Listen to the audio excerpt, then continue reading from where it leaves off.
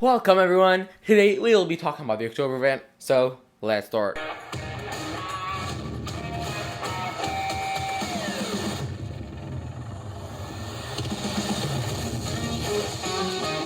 So this event was crazy and was pretty cool. First we got new Homepod Colors, blue, yellow, orange, and red, which look amazing. And I will get the other one as it looked very cool. Then we got a thing that wasn't really the main attraction but deserves some love, which are the Airpods 3, which finally came.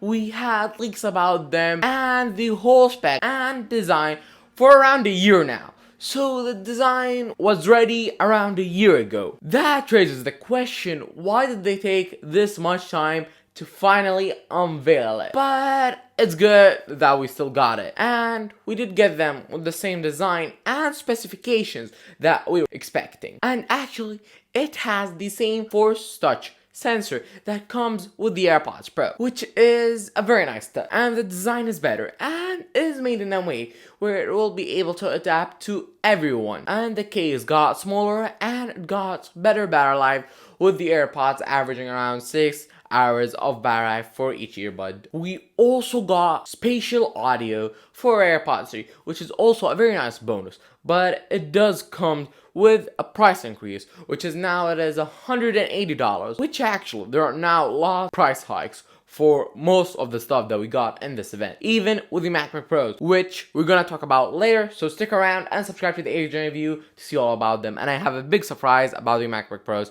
so stick around for the whole video. We also got a new Apple Music plan for $5 only a month, but the catch is that you can only control it with Siri and voice controls. So you cannot scroll through it with the normal app, or that you need to use voice control and Siri. And it's not like, hey, play this. You will need to ask Siri, play this type of genre music and stuff. So with time, they're gonna improve it, but it's still $5, so that's not bad. But the catch is the thing that I'll just say, go get the $10 a month. Much better. And the big main thing about the event was the Mac and the Mac chip. So let's talk about them. So first, let's start with the Mac chips. We got two new chips, which are actually not called M1X or the M2. They are called the M1 Pro and the M1 Max. The M1 Pro now supports up to 32 gigabytes of RAM and has a faster CPU and GPU, as the base model only comes with 8 cores and the upper tier model comes with 10 CPU cores.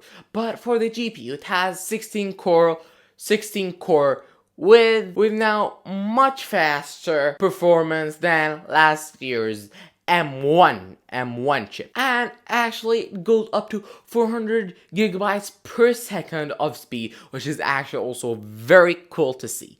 And we got the other one, which is the M1 Max, which does have better CPU cores and GPU cores, and actually finally supports up to 64 gigabytes of RAM. And something that's pretty surprising is actually for the 14-inch MacBook Pro, you can upgrade it to the M1X with that 64 gigabytes of RAM, which is pretty surprising. Like, you would think that they will only give the 64 gigabytes of RAM to the 16-inch, but they now do also give it to the 14-inch, which we're gonna talk about the 14-inch and 16-inch later. But if you don't know, the 14-inch did replace the upper tier model of the 13-inch MacBook Pro. But as I said, the M1 Max comes with even a better CPU and up to 32 cores of GPU power, which is insane. Like, really? That's super fast and very cool, actually. Well, the MacBooks that came to accompany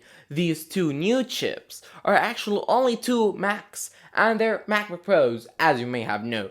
We got the 14-inch and 16-inch MacBook Pro with a slight squared off redesign and a notch. Yes, guys, MacBooks have a notch, guys. Yes, we're in this part of our life.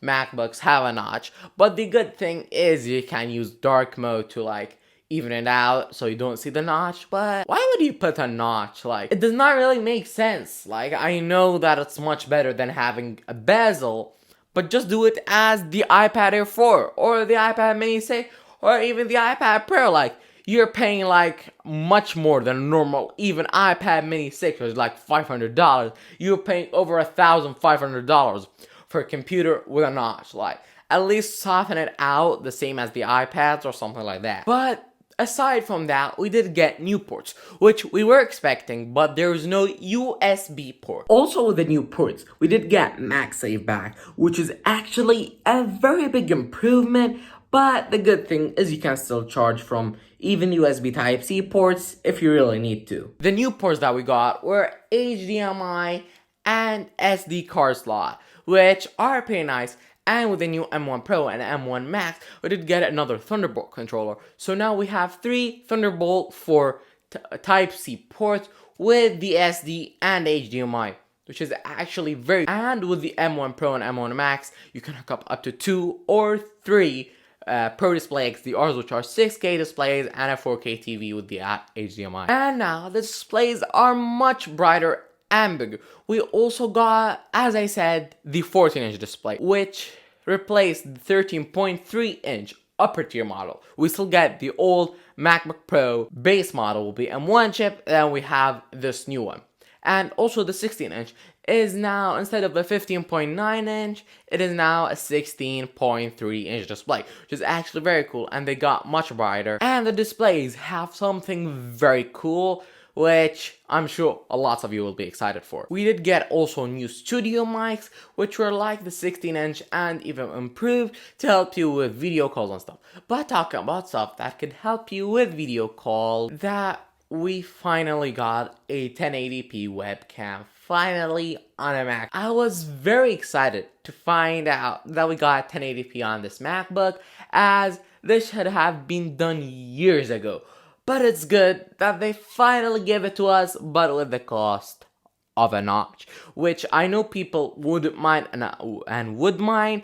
I'm a person that wouldn't really mind it, but I do still want a full display thing. But the thing that I was telling you about the display that most exciting is that we finally got 120 Hz display, guys. Finally, 120 Hz Pro Motion display on a Mac, guys.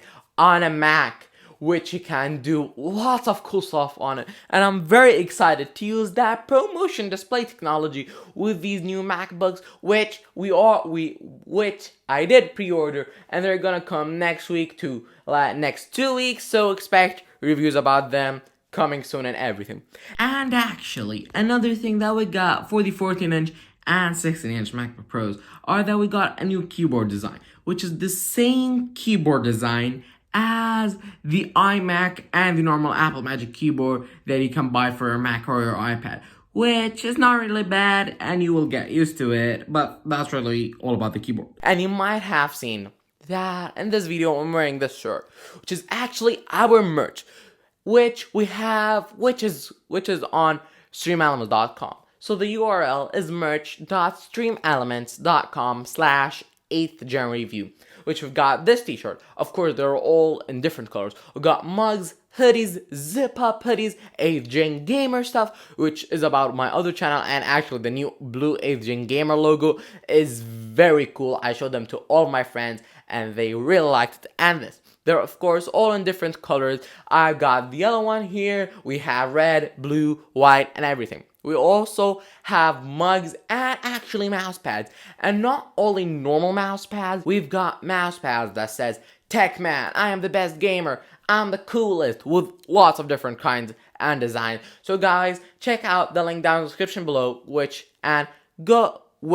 will lead you to our merch store, and go buy something, guys, please. So guys, thank you for watching, and subscribe. 8th Gen Review out.